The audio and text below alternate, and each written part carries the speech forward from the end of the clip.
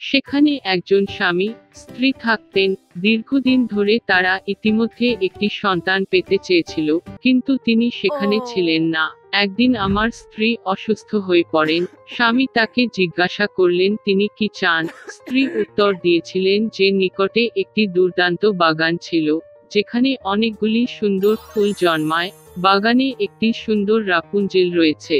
এটি এত তাজা এবং এত সবুজ দেখাচ্ছে যে তিনি সত্যই এটির স্বাদ নিতে চেয়েছিলেন। তবে বাগানটি একটি উচ্চ বেড়া দ্বারা বেষ্টিত ছিল এবং কেউ ইট উঠতে সাহস পায়নি, কারণ এই বাগানটি একটি জাদুকরী। তিনি দুর্দান্ত শক্তি অর্জন করেছিলেন এবং বিশ্বের সবাই তাকে ভয় করত। স্বামী তার স্ত্রীকে খুব পছন্দ করতেন এবং তার জন্য একটি র্যাপঞ্জেল নেওয়ার সিদ্ধান্ত নিয়েছিলেন, তা তার জন্য যতই ব্যয়বহুল। এবং তাই সন্ধ্যাবেলায় তিনি পাথরের বেড়ার উপরে চাদরের বাগানে ঢুকে পড়লেন। তাড়াহুড়ো করে হুট করে পুরো মুষ্টিমেজ সবুজ রাপুঞ্জেলটি নিজের স্ত্রীর কাছে নিয়ে এলেন। তিনি তৎক্ষণাৎ সেখানে থেকে নিজেকে একটি সালাদ বানিয়েছিলেন এবং লোভের সাথে খেয়েছিলেন। তিনি এই সালাদটি এত পছন্দ করেছেন যে পরের দিন তিনি আগের চেয়ে আরও বেশি চেয়েছিলেন। স্বামী আবার বাগানে উঠলেন, তবে ডাইনি ইতিমধ্যে তার সামনে দাঁড়িয়ে ছিল।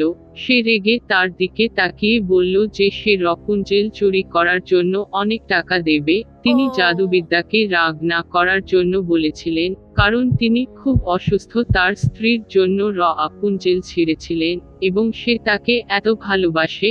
ডাইনির রাগ কিছুটা কেটে গেল এবং সে বলেছিল যে যদি এটি সত্য হয় তবে তিনি তাকে যতটা রাপুঞ্জেল সংগ্রহ করার অনুমতি দিতেন, তবে একটি শর্তে তাকে ডাইনি দিতে হবে যা তার স্ত্রীর কাছে জন্মগ্রহণ করবে।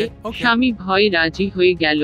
স্ত্রী যখন একটি কন্যা সন্তানের জন্ম দিয়েছিলেন, ততক্ষণে ডাইনি উপস্থিত হয়, শিশুটিকে তার সাথে নিয়ে যায় এবং তার নাম রাখে রাপুঞ্জেল। বিশ্বের সবচেয়ে সুন্দরী মেয়ে হয়ে উঠল রাপুঞ্জেল। যখন সে 12 বছর বয়সে ছিল, জাদুকরী তাকে একটি টাওয়ারে আটকে রেখেছিল। সেই টাওয়ারটি বনে ছিল এবং এর কোনো দরজা বা সিঁড়ি ছিল না, কেবল একেবারে শীর্ষে একটি ছোট উইন্ডো ছিল। জাদুকরীটি যখন টাওয়ারে উঠতে চাইল, তখন সে তার পাথরটি নিচে টানতে রাপুঞ্জেলকে ডেকে নিয়ে গেল। আর রাপুঞ্জেলের দীর্ঘ সুন্দর চুল ছিল। তিনি ডাইনির কণ্ঠস্বর শুনতে পান। তার ধনুকগুলি ছেড়ে দেন, তাদের জানালার হুকের সাথে বেঁধে রাখেন এবং চুল নিচে নেমে আসবে এবং ডাইনি তারপরে আটকে থাকবে। বেশ কয়েক বছর কেটে গেল, আর রাজার পুত্রটি এমন একটি বনে যেখানে ঘোড়াটি দাঁড়িয়ে ছিল, তার মধ্য দিয়ে ঘোড়া চালাবার জন্য ঘটল। হঠাৎ তিনি গান শুনতে পেলেন এবং এটি এতটাই আনন্দদায়ক হয়েছিল যে তিনি থামলেন এবং শুনতে শুরু করলেন। রাপুঞ্জেল এটি তার দুর্দান্ত কণ্ঠে গাইলেন। রাজপুত্র উপরে উঠতে চাইল। তিনি টাওয়ারের প্রবেশদ্বারটি সন্ধান করতে শুরু করেছিলেন, তবে তাকে খুঁজে পাওয়া অসম্ভব। তিনি একবার দেখেছিলেন যে ডাইনি কিভাবে রাপুঞ্জেল তাকে নিচে নামিয়ে রেখেছে তার উপরে উঠে যায়, এবং পরের দিন যখন ইতিমধ্যে অন্ধকার হয়ে যাচ্ছিল, তখন রাজকুমার টাওয়ারে উঠে রাপুঞ্জেলকে ডাকলেন। তিনি শুনলেন, তার ধনুকগুলি টানলেন এবং রাজকুমার উপরে উঠলেন। রাপুঞ্জেল এমন একজনকে দেখে যে তিনি কখনো ঢুকেননি, প্রথমে খুব ভয় পেয়েছিলেন, তবে রাজপুত্র তার সাথে স্নেহের সাথে কথা বলেছিলেন এবং বলেছিলেন যে গানটি তার হৃদয়কে এতটাই স্পর্শ করেছিল যে তিনি ব্যর্থ হয়ে তাকে দেখার সিদ্ধান্ত নিয়েছিলেন। তারপরে রাপুঞ্জেল ভয় পেয়ে থামলেন এবং যখন তিনি জিজ্ঞাসা করলেন তিনি যদি তাকে বিয়ে করতে রাজি হন, তখন তিনি তার সম্মতি জানালেন এবং তার হাত তার কাছে ধরলেন। কিভাবে একসাথে নামবেন তা তারা জানত না। তারা বুঝতে পেরেছিল যে রাজপুত্র এলে তিনি সর্বদা তার সাথে এক সিল্কের টুকরো নিয়ে যেতেন এবং রাপুঞ্জেল সেখানে থেকে একটি সিঁড়ি বুনতেন এবং মই প্রস্তুত হয়ে গেলে তারা এটি একসাথে নেমে চলে যাবে।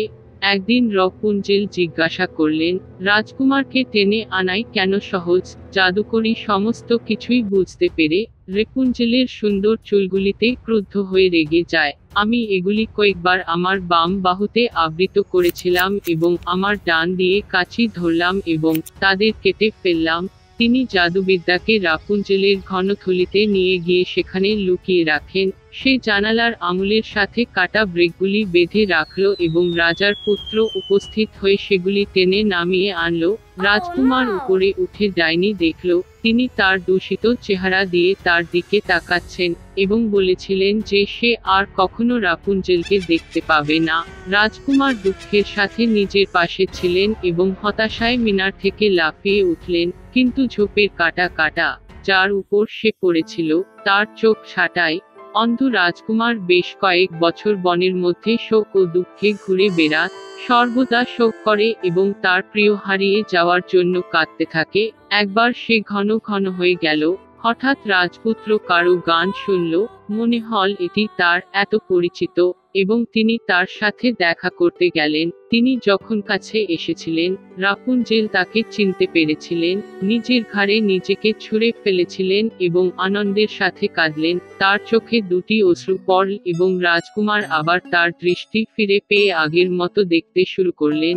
তিনি তাকে তার রাজ্যে নিয়ে এসেছিলেন এবং তারা বহু বছর সুখ ও আনন্দে কাটিয়েছিলেন।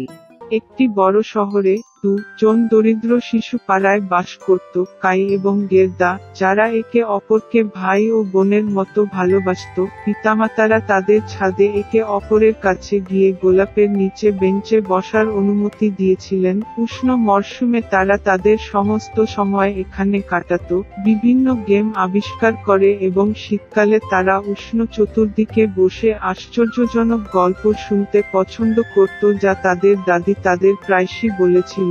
একবার বাচ্চারা যখন কোনো ছবি বইয়ের দিকে তাকাচ্ছিল, তখন কাই অনুভব করলেন যে তাকে কিছু চোখে এবং হৃদয়ে ছুঁড়েছিল। এগুলি ছিল শক্তিশালী মহিলার আয়নাটির টুকরো, স্নো কুইন। তারপর থেকে ছেলের আচরণ নাটকীয়ভাবে পরিবর্তিত হয়েছে। তিনি ক্রুদ্ধ, অভদ্র এবং নিষ্ঠুর হয়ে উঠেছিলেন। একদিন কাই টগগগনিংয়ে গেল এবং কখনোই ফিরে আসেনি। গেরদা যখন কাইয়ের নিখোঁজ হওয়ার বিষয়টি জানতে পেরেছিলেন, তিনি অনেকক্ষণ কাঁদলেন, তবে তিনি নিশ্চিত ছিলেন যে কাই বেঁচে আছেন, তাই তিনি তার সন্ধানে যাওয়ার সিদ্ধান্ত নিয়েছিলেন। দীর্ঘ সময় ধরে জেরদা বনের মধ্য দিয়ে, মাঠের মধ্য দিয়ে হেঁটেছিল এবং তারপরে সে একটি দুর্দান্ত ঘর পেরিয়ে এসেছিল, ফুলগুলিতে সমাহিত। হোস্টেস তার কাছে এসেছিল।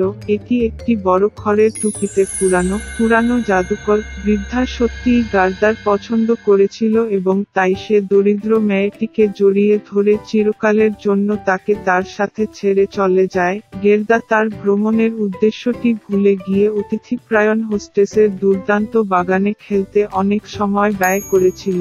একবার তিনি দুর্ঘটনাক্রমে একটি গোলাপ দেখতে পেলেন এবং কাইয়ের কথা মনে পড়ল এবং সঙ্গে সঙ্গে জাদু থেকে উঠে রাস্তায় চলে গেল। পথে গার্দা এক বিশাল স্মার্ট কাকের সাথে দেখা করলেন। তিনি মেয়েটিকে বলেছিলেন যে তিনি এমন এক রাজকন্যাকে জানতেন যিনি বিয়ে করতে চলেছিলেন এবং তার বাগদত্তাকে কাইয়ের মতো দেখতে খুব বেশি লাগছিল। কাকটি গেরদাকে তার কাছে নিতে রাজি হয়েছিল। একবার প্রাসাদে, গেরদা ভবিষ্যতের রাজপুত্রকে দেখতে পেরেছিল। দুর্ভাগ্যক্রমে এটি কাই ছিল না। রাজকন্যা মেয়েটির দুঃখজনক কাহিনী শুনে তাকে একজন কোচম্যান এবং চাকরদের সাথে জুতা, একটি মাফল এবং একটি দুর্দান্ত পোশাক উপহার দিয়েছিল, আর গেরদা ধাক্কা মারল রাস্তায়। অন্ধকার অরণ্যে ঝলমলে গাড়িটি সঙ্গে সঙ্গে ডাকাতদের নজর কেড়েছিল, যারা তৎক্ষণাৎ আক্রমণ করেছিল। ডাকাত গেরদাকে বন্দী করে নিয়ে যায়। তিনি গেরদাকে তার ডাক্তার দেখাতে ডাকাতদের দুর্গে নিয়ে গেলেন। এতে ল্যাপল্যান্ডের বন কবুতর এবং নীলকণ্ঠ রয়েছে। তার বন্দী হওয়ার গল্প শুনে ডাকাতটি তার প্রতি করুণা পোষণ করে এবং তাকে কাইয়ের সন্ধানে নহরের সাথে যেতে দেয়।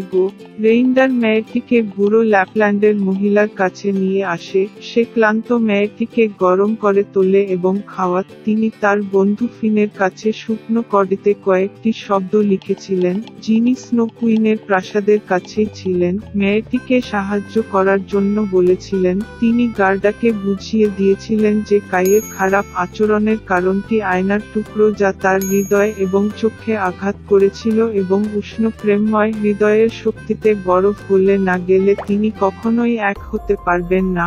স্নো কুইন জেরদার প্রাসাদে একা গেলেন, কেউই শক্তিশালী ভদ্রমহিলার বাড়ির কাছে যেতে সাহস করেনি। তিনি খুব ঠান্ডা এবং ভয় পেয়েছিলেন। দুর্গে নিজেকে খুঁজে পেয়ে গেরদা আশ্চর্য হয়ে গেল যে তিনি কতটা ঠান্ডা, নির্জন এবং মৃত। শীঘ্রই তিনি খেয়াল করলেন কাই, যিনি সম্পূর্ণ নীল হয়ে গেছেন, শীত থেকে প্রায় কালো হয়ে গেছে। ছেলেটি একটি কোণে বসে এবং বরফের তলা থেকে চিরন্তন শব্দটি লেখার চেষ্টা করেছিল, কারণ এক্ষেত্রে তিনি স্নো কুইনের কাছ থেকে উপহার হিসাবে পুরো বিশ্ব এবং একজোড়া নতুন স্কেট পেতেন। গেরদা ছুটে গেল কাইয়ের কাছে, তাকে শক্ত করে জড়িয়ে ধরে কাঁদল। তার উত্তপ্ত অশ্রু দিয়ে সে ছেলের হৃদয়ে আটকে থাকা স্প্লিন্টারে গলে গেল। তুলে নিয়ে কাইও কাঁদতে লাগলো এবং দ্বিতীয় তীক্ষ্ণ চোখের জল দিয়ে তার চোখ থেকে প্রবাহিত হল। একে অপরকে দেখে তারা কতটা খুশি হয়েছিল, তবে আনন্দের সময় ছিল না। স্নো কুইন ফিরে আসার আগে তাদের বরফ প্রাসাদ থেকে বেরিয়ে আসতে হয়েছিল। কাই এবং গেরদা অবশেষে স্নো কুইনের রাজ্য থেকে বেরিয়ে এলে তারা তাড়াতাড়ি বাড়ি ফিরে গেল। ফেরার পথে তারা সমস্ত বন্ধুদের সাথে দেখা করেছিল যারা তার অনুসন্ধানে গার্ডাকে সহায়তা করেছিল।